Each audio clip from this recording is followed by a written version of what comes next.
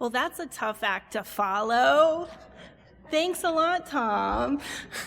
Can we all give a big round of a hand for our kids? Our kids have really stepped up in these last couple of days. Last night, for those of you that were here, we had the talent show, and we had so many kids get up there and show off their gifts and talents. And then today, they brought our scripture to life by a reading and by a little play here in the children's ministry. It's just, we are blessed to be a part of this congregation that has so many youth willing to step up and be a part. Before I jump into my message, I just wanted to say that back on the communion table back there by the kitchen, I have a card there. It is for Haven. It is for Alicia Grady's niece. I'm still adjusting to the married name. So for those of you that may have heard, Haven was in the hospital again this week. She's been very, very ill. We had hoped to have a baby shower for her here at the church to help celebrate the birth of her daughter, but she's just been so sick. And so I just asked her, what do you need? And so I bought it, and then I bought the things that she needed: a baby monitor and an air purifier. So we picked that up for her, and I have a card, on that table. So if you wouldn't mind signing the card, that would be wonderful. So thank you. So with this scripture, it's a well-known scripture. I've read this scripture, listened to messages about Jesus calling his first disciple. I've done devotions about how, with God, frustration can be turned into amazement when you trust and obey. I've encountered this scripture in so many different ways. I wasn't sure that I could bring anything new to this story here today. But as God, always works in his ways, as I studied the scripture and prayed about what I should bring to you today, the scripture hit me in a new and very deeply personal way for this message. So I hope that you get something out of it. I feel like this was a message that I was supposed to give. Maybe it's for me, but I hope that you hear something out of it as well. As the kids showed us in Luke 5, we begin the scripture. We see a group of fishermen who have been working all night without success. We don't know if this was an unusual occurrence. Was this an only time that this has happened?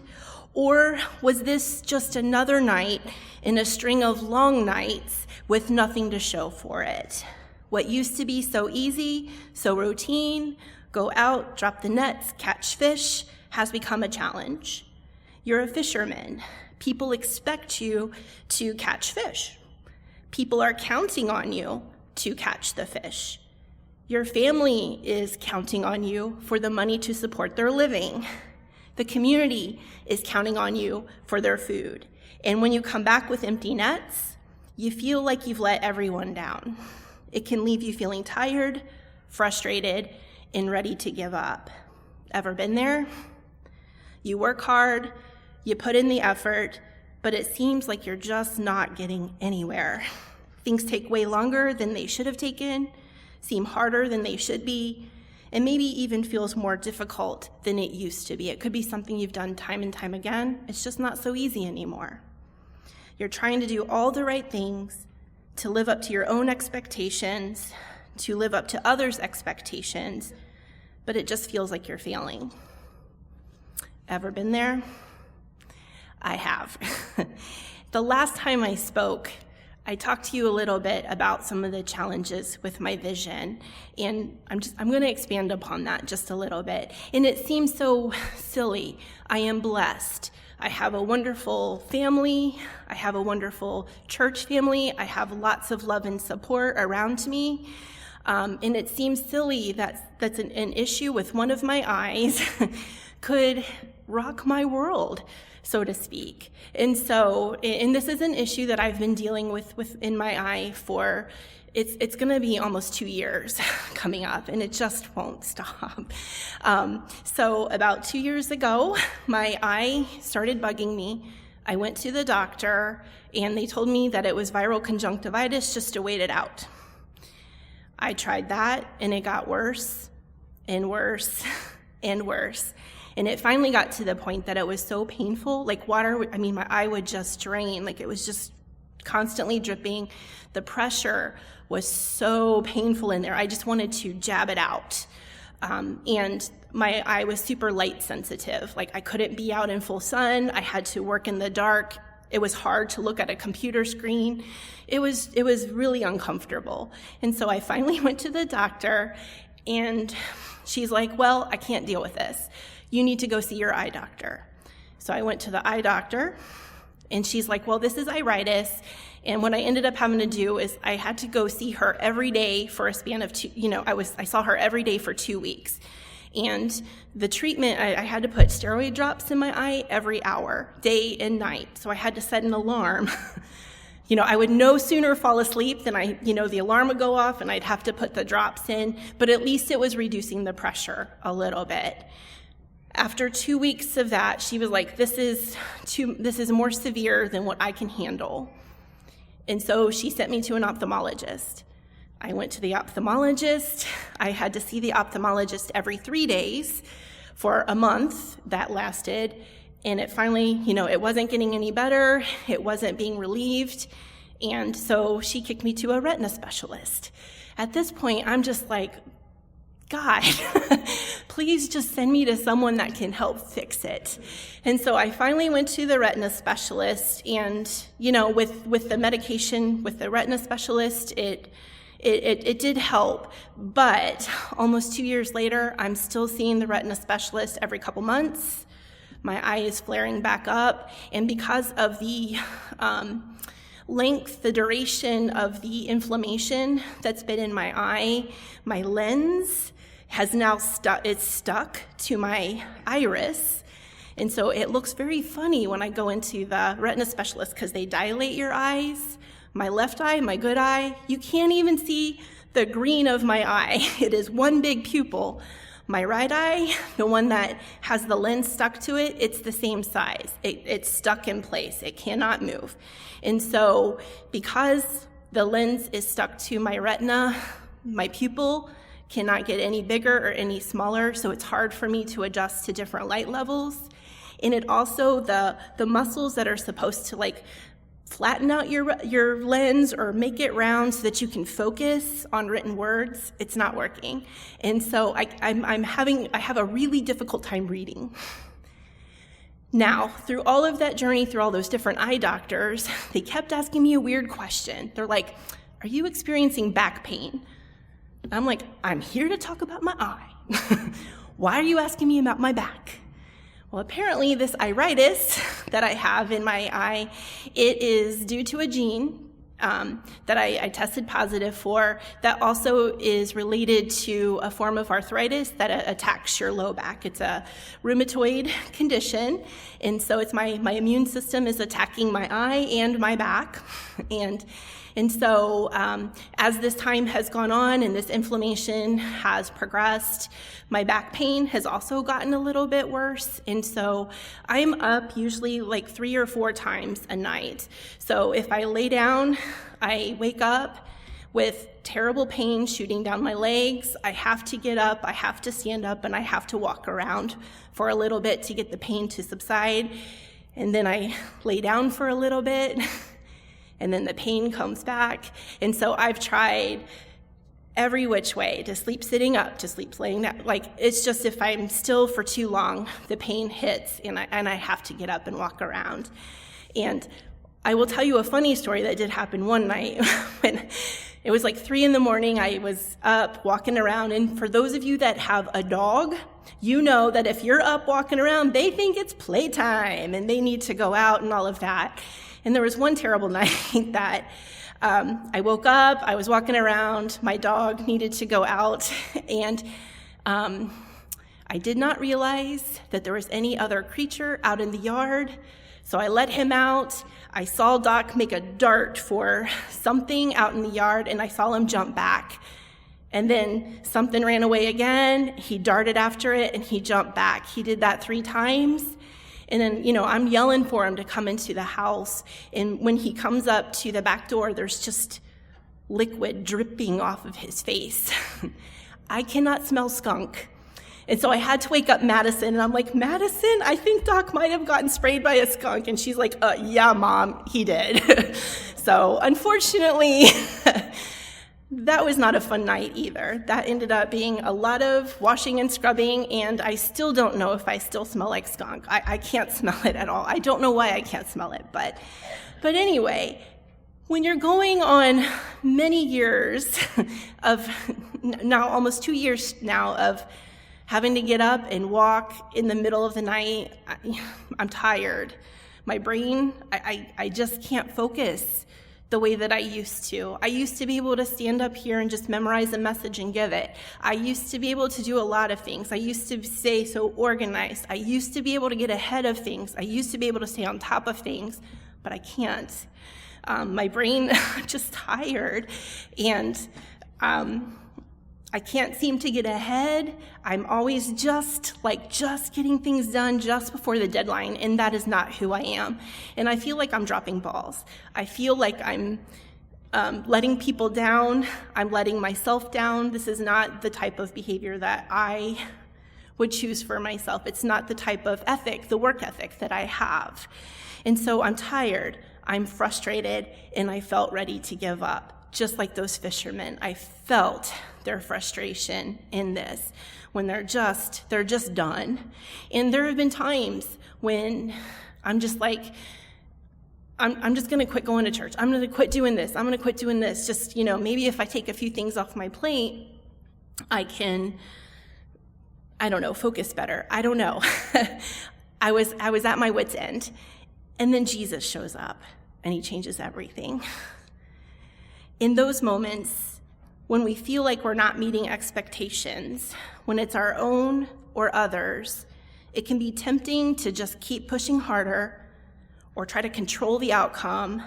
We put a lot of pressure on ourselves, thinking if we just try a little more, work a little harder, we can fix it, we can push through it. But the truth is, sometimes we are so focused on our way of doing things, or what we think we should be doing, we miss the fact that God has something completely different in mind for us. In Luke 5, Jesus didn't tell the fishermen to try harder or just work longer hours. He told them to do something different, something that seemed illogical to them. He told them to put their nets out one more time, but this time in a place they hadn't thought to look, in deep waters. For context, Jesus' request would have seemed strange for a couple of reasons. First, in the ancient world, fishing was typically done at night or in the early morning when fish were closer to the surface of the water.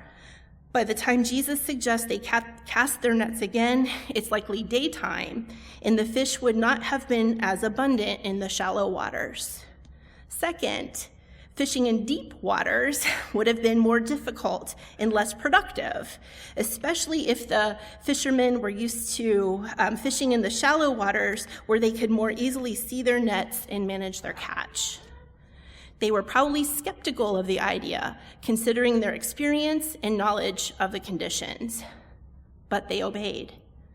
Even though they were tired, even though they knew better, they obeyed. And when they dropped their nets at the wrong time of day, in waters that were too deep, the catch was so great they couldn't even haul it in. That's the beauty of following Jesus. When we let go of trying to live up to others' expectations, or even our own, we create a space for Jesus to show us a new path. Sometimes he's calling us to stop relying on our own strength and instead trust in his plan for us. It's not about doing more, it's about following his lead. But here's the part we don't always expect.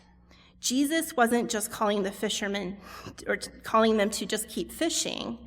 He was calling them into something new.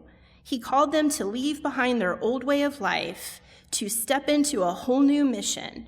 Follow me, he said, and I will make you fishers of men. They were called to become his first disciples, to change the focus of their lives and dedicate themselves to a purpose far greater than just catching fish. That's the same call we hear today. Jesus is inviting us into something new. He's inviting us to leave behind the pressures of trying to live up to expectations, whether it's the world's, our own, or even the expectations we think he has for us. He's calling us to follow him, to trust him, and to step into a new way of living, a life centered around him and his purpose for us. Just like the fishermen, we might not be able to see the full picture right away. It might seem like everything is harder than it should be. But if we're willing to listen, to trust, and to follow where Jesus is calling us, we might just discover there's a blessing waiting for us beyond what we could have ever imagined. There are so many voices in this world telling us what to do, how to do it, how we're doing it wrong, do it this way, not that way. We hear so many different voices in the world, but the only voice that truly matters is Jesus. And he doesn't want us to be weary. He doesn't want us to be burdened. He doesn't want us to feel overwhelmed. Any of those things, stress, that is not what Jesus has called us into. In Matthew 11:28-30, Jesus says, "Come to me, all who are weary and burdened, and I will give you rest. Take my yoke upon you and learn from me, for I am gentle and humble in heart, and you will find rest for your souls. For my yoke is easy and my burden is light." Jesus offers us a way of life that is not oppressive. It is not burdensome. It is not wearying. It is not stressful. It does not cause anxiety. It does not cause all of those horrible things that can have horrible consequences on our bodies. His way of life offers peace and rest. My vision and my mind are not as sharp as they used to be. I'm not able to do things as quickly as I used to. Things take me a whole lot longer to get things done because I have to read and reread and look at it sideways. I cannot tell you how many times I have clicked send on an email just to see that typo. I'm like, oh, I looked and I looked and I looked so many times. I'm not able to do as many things as I used to. Sometimes people here at church would refer to me as like the Energizer Bunny. I could do so many things. I could keep so many balls in the air. It's not me anymore. I can't do it right now with the things that I'm experiencing. But you know what? It's okay. Jesus is calling to me. He's inviting me to something new, something that does not make sense given my circumstances, given that I'm struggling to read papers, I'm struggling to keep my mind focused, I'm struggling to keep details in order, and yet he's telling me to let go of things that do not require as much reading or as much mental or spiritual preparation so that I can focus more on teaching, mentoring, and building relationships, both here and at work. It doesn't make sense, but I am obeying and daring to cast my net into the deep waters. And the catch has been great. There are no words that I just can't say the words. There's no English word in the dictionary that can match the feeling that I have after teaching some of these, the Temple School courses that I've been part of. I'm feeling renewed, refreshed. I'm falling in love with the church again. I'm falling in love with some of the folks that people are sharing. I'm getting to know people in new ways. I'm learning to see new gifts and talents and looking at ways that we can help nurture and grow those talents. I'm seeing people in a whole fresh light. And if I would have walked away, as, might seem like the better thing to do, to just step away from it all. I can't do it. I can't see. I can't think. I can't do any of this. It would have been really easy to walk away, but I obeyed. And again, there's just no way to express just how deeply blessed and loved and just refreshed that I am. So today, I pray that we all let go of those pressures that we may feel to measure up to others or to ourselves, especially the youth. There's lots of pressures on our youth. I wish I would have paid more attention to this message when I was younger for our teens that are still in here. There's no pressure to measure up. You are you, and you are worthy, and you are enough. You don't have to be anybody else. So let's surrender all of those expectations and look to Jesus, trusting that he has something far greater in store for us than we could ever do on our own. He is the one who can turn our struggles into victories, our frustrations into fulfillment, and just like the fishermen, and just like for me, he is calling you to follow him into something new. Will you dare to cast your nets into deeper waters? Thank you.